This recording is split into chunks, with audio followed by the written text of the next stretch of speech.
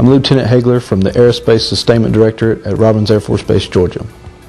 My world was going just as I'd planned for it to. Everything that I was wanting to accomplish, I was doing at the time.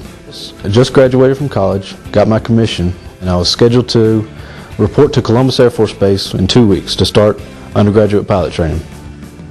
During that 2-week span, I went home to visit with family, be with them for a little while before I started my training. During that time, my father and I were working on a water line just right down the road from our house. After lunch, I got on the four-wheeler to get tools, whatever we needed, just to be quick about it. And that's the last thing I remember of that day besides waking up in the hospital. They told me I had a wreck.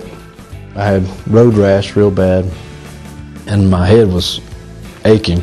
Of course, all my family was around, and they started piecing together the story for me.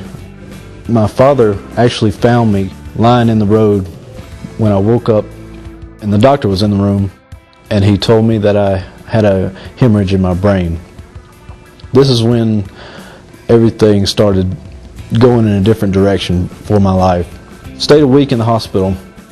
After that, I went and reported to my commanding officer, and I had lost my pilot slot.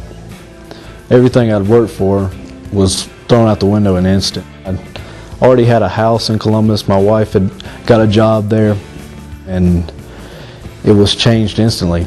Now living in Robins, Georgia, I've been blessed tremendously with a house on base. I'm working a good job. I've lost most of my sense of smell, and my taste has been impacted as well.